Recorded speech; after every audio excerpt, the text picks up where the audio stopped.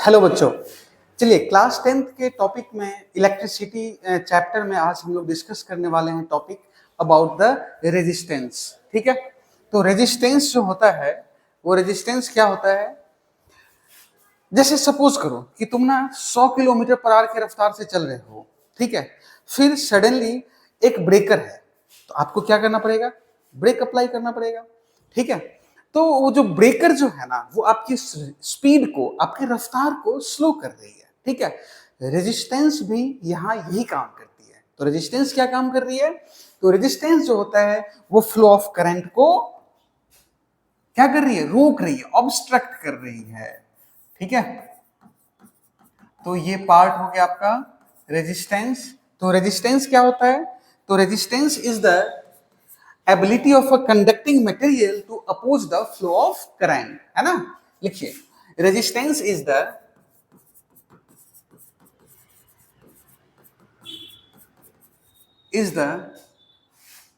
Ability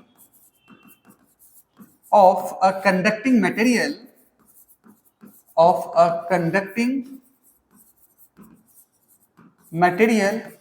to oppose the flow of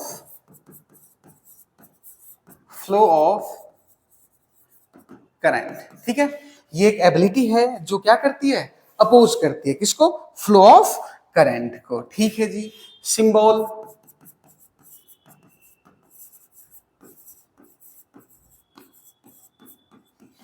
symbol क्या होता है जी, तो सिंबल होता है ये।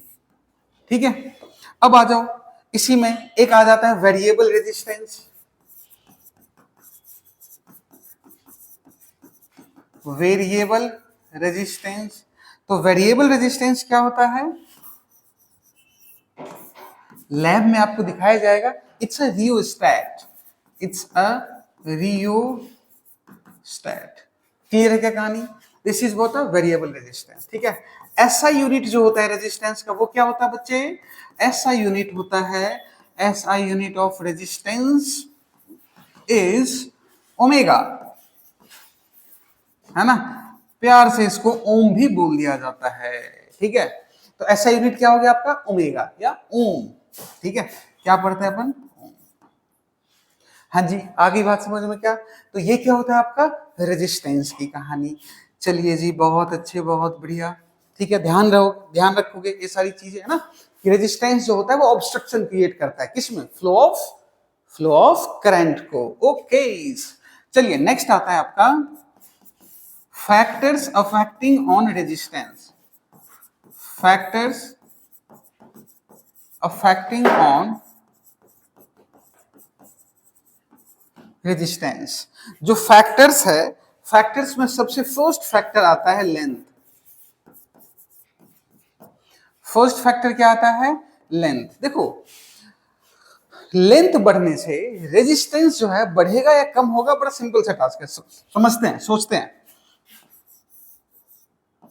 एक मान लो कंडक्टिंग वायर ये ले लें, दूसरा कंडक्टिंग वायर ये है ना, लेंथ किसका ज्यादा बड़ा है, L1 है, ये L2 है, L2 ग्रेटर देन L1 ना। अब बेटे इसके जो पार्टिकल्स हैं, इसमें नंबर ऑफ पार्टिकल्स भी ज्यादा होंगे, मतलब इसमें अपोज भी ज्यादा होगा। इसके नंबर ऑफ पार्टिकल्स इसके कंपैरिजन में कम होंगे, तो अपोज भी कम होगा, है ना। तो समझ में क्या आया कि रेजिस्टेंस जो है, resistance is directly proportional to the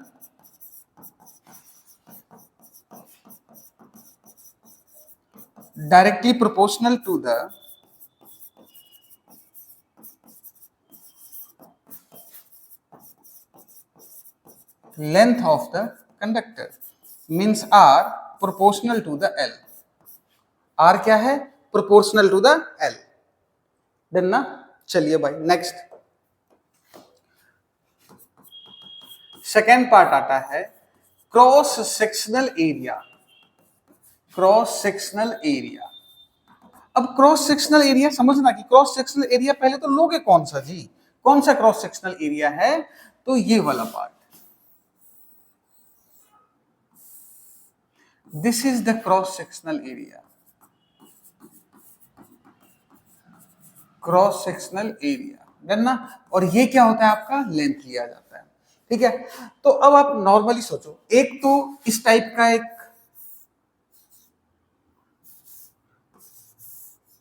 conducting wire लिया गया है और एक इस टाइप का लिया गया। इसका एरिया सपोज करो कि A1 है और ये क्या है, A2 है।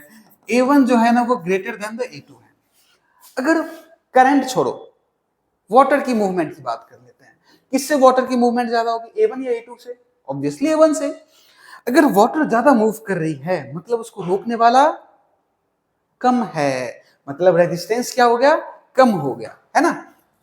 तो यहां से अपने को सीखने को क्या मिला कि sir resistance of a conducting wire, resistance of a conducting wire is inversely proportional to the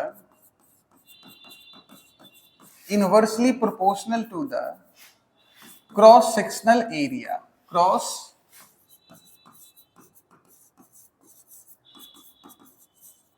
sectional area means are inversely proportional to A.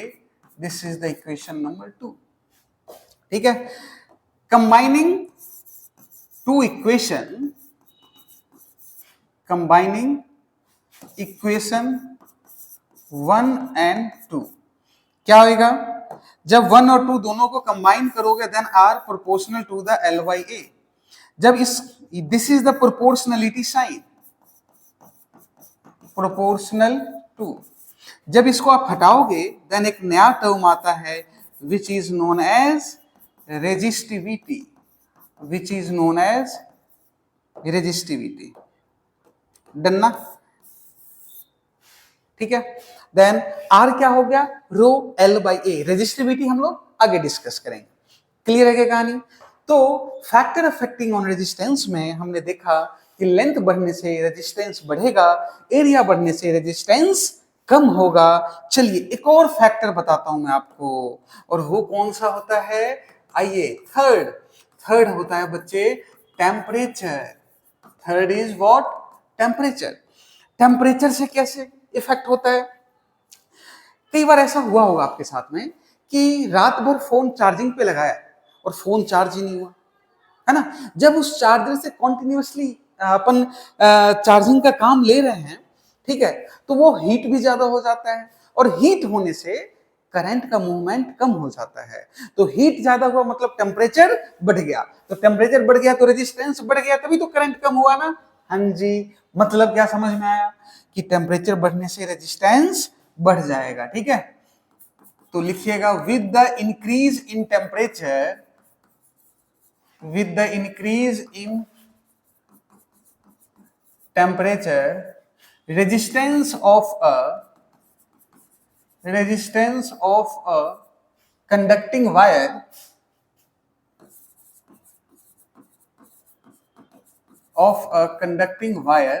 increased, क्या हो जाएगा, इंक्रीज हो जाएगा। वो कैसे इंक्रीज होगा ना, वो मुद्दे की बात है जी, मैं बताता हूं, अभी ध्यान रखिएगा, ठीक है। तो चेंज इन रेजिस्टेंस जो होता है ना, चेंज इन रेजिस्टेंस वो क्या हो जाता है, आर नॉट अल्फा, और ये होता है डेल टी, ठीक है। अब यहां से देखिएगा डेल आर क्या है, चेंज इन रेजिस्टेंस, ठीक है। अल्फा क्या है, टेम्परेचर कोफिशिएंट, डेल टी क्या है, change in temperature, del T क्या है आपका, change in temperature. R naught क्या है आपका, इनिशियल टेम्परेचर। आर नॉट क्या हो गया आपका, इनिशियल टेम्परेचर, ठीक है। अब आ जाओ चेंज इन टेम्परेचर, कैसे करेंगे इसको, देखो resistance at any temperature T minus R naught is equal to R naught alpha temperature minus, है ना, टी। टी ये फाइनल टेम्परेचर, टी फाइनल ले लेते हैं, ये टी इनिशियल ले लेते हैं, ठीक है। तो resistance at any temperature T क्या आ गया, R naught plus R naught alpha T final minus T initial. Done ना? तो आर टी एक नया टर्म आ गया, तो R T is the resistance at any temperature T, resistance at any temperature T. ठीक है, टी इनिशियल क्या हो गया? टी इनिशियल हो गया इनिशियल टेम्परेचर। ठीक है, टी एफ क्या हो गया बच्चे? Final temperature. टी इनिशियल जो है ना फाइन, टी इनिशियल मतलब जैसे सपोज करो, मान लो कि दिया हुआ है कि 20 डिग्री सी पे हमारा ये रेजिस्टेंस है, जब 80 डिग्री सी हो गया तो बताओ रेजिस्टेंस कितना है। तो 20 degree C is the initial temperature, 80 degree C is the final temperature. Clear है क्या कहानी? चलिए जी, बहुत अच्छे, बहुत बढ़िया। डन ना? तो ये हो गई टेम्परेचर की कहानी। ठीक है, इस पे क्वेश्चंस करेंगे हम लोग, आगे देखते हैं। अब नोट करके कुछ पॉइंट लिख लो, नोट करके द फर्स्ट पॉइंट, जो टेम्परेचर कोफिशिएंट होता है ना, अगर सॉलिड कंडक्टर की बात कर रहे हैं तो टेम्परेचर कोफिशिएंट क्या होता है? पॉजिटिव। ठीक है, तो temperature coefficient is positive for a solid conductor. Temperature coefficient क्या होगा? पॉजिटिव होगा। डन ना? उसके बाद में एक और बात है कि लेंथ जो है ना वो कैसे लिया जाता है और क्रॉस सेक्शनल एरिया कैसे लिया जाता है। ठीक है, तो लिख लो, length is always considered, length is always considered along the direction of current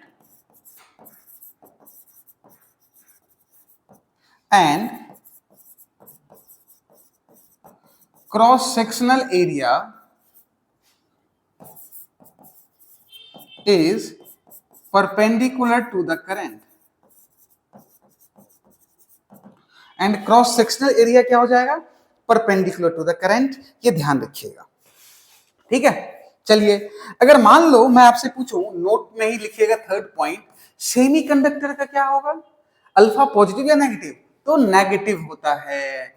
for semiconductor, semiconductor temperature coefficient is negative.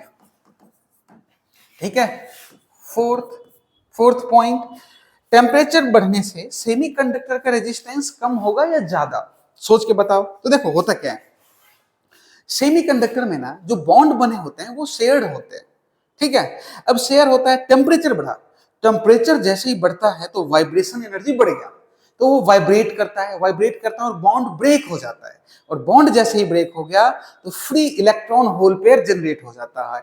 और जैसे ही जनरेट हो गया तो अब क्या करेगा? ये मूव करने लगेगा, और मूव करते ही करंट शुरू हो जाएगा। तो समझ में क्या आया कि टेम्परेचर बढ़ने से करंट अगर बढ़ रहा है तो रेजिस्टेंस को कम होना पड़ेगा।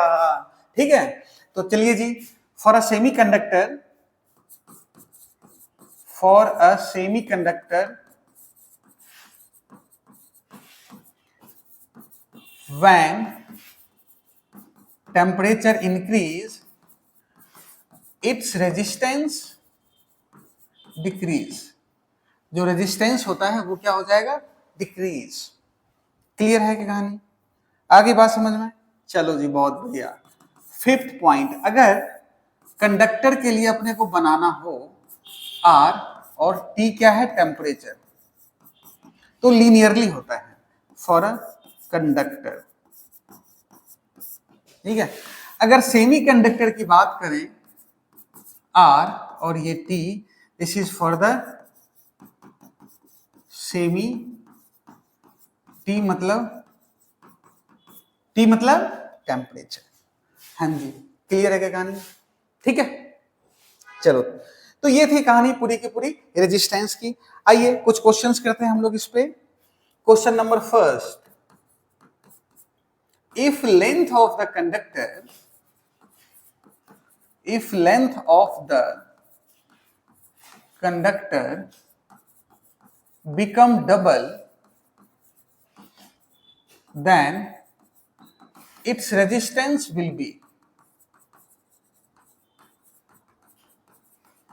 रेजिस्टेंस क्या हो जाएगा? तो देखो हमने क्या पढ़ा है बच्चे, R proportional to the L, then R dash जो होगा वो 2l proportional to the 2l, then R dash क्या हो गया 2r के बराबर हो गया। अरे आर रेजिस्टेंस जो है वो तो लेंथ के प्रोपोर्शनल है ना, तो लेंथ हो गया डबल, देन रेजिस्टेंस हो गया डबल। चलो जी बहुत बढ़िया।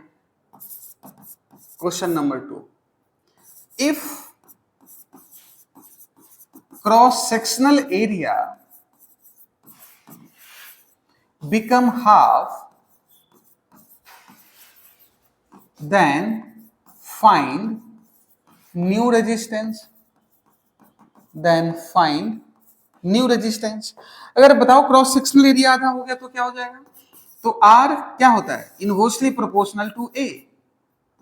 ठीक है, अब R डैश की बात करें, inversely proportional to A by 2, यही ना, ये चला गया ऊपर, देन R डैश क्या हो जाएगा 2R। देखो ऑब्वियस सी बात है, डिनोमिनेटर कम होगा तो ये वाला पार्ट तो बढ़ेगा ना, तो रेजिस्टेंस क्या हो जाएगा डबल। क्लियर क्या कहानी? ओके जी बहुत अच्छे। आ जाओ question number 3, if length of the wire become double, keeping volume constant, keeping volume constant, then find the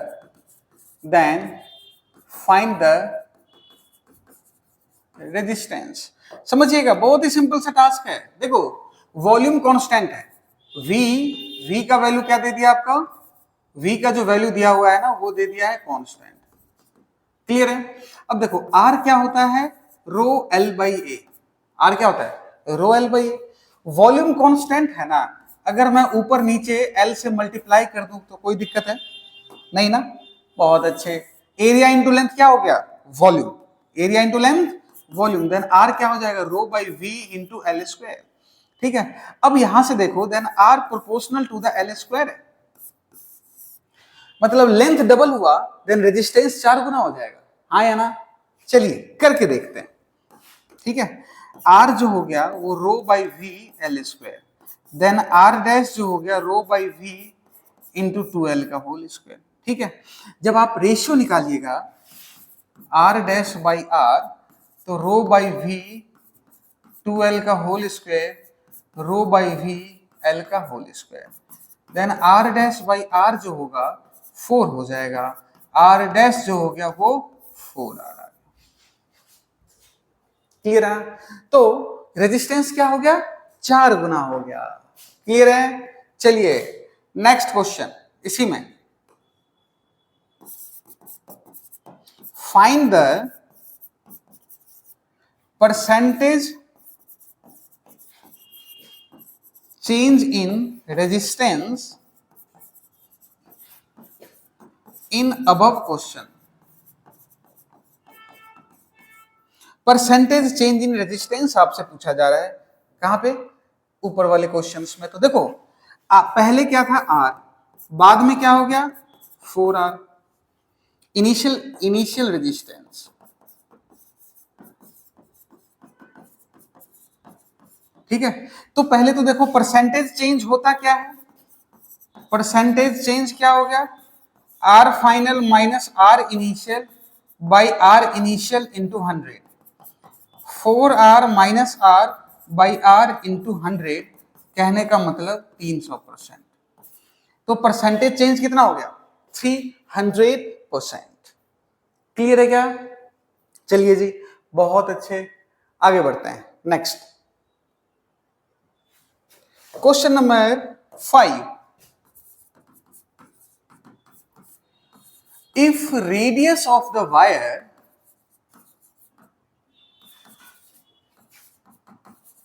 reduced to half, then find the new resistance. If radius of the wire is reduced to half, तो देखो R जो होता है बच्चे वो होता है रो L by A, मतलब rho L by A pi R square, R dash rho L by pi R by 2 का होल स्क्वायर। अब ये कितना आ जाएगा 4 rho L by pi R square, means 4 times of R। बताओ भाई रेजिस्टेंस क्या हो गया 4 गुना हो गया, हाँ या ना? ओके बहुत बढ़िया। Question number 6, in the above question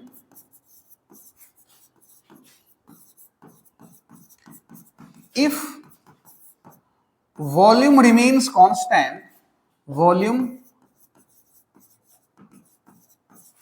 remains constant, then find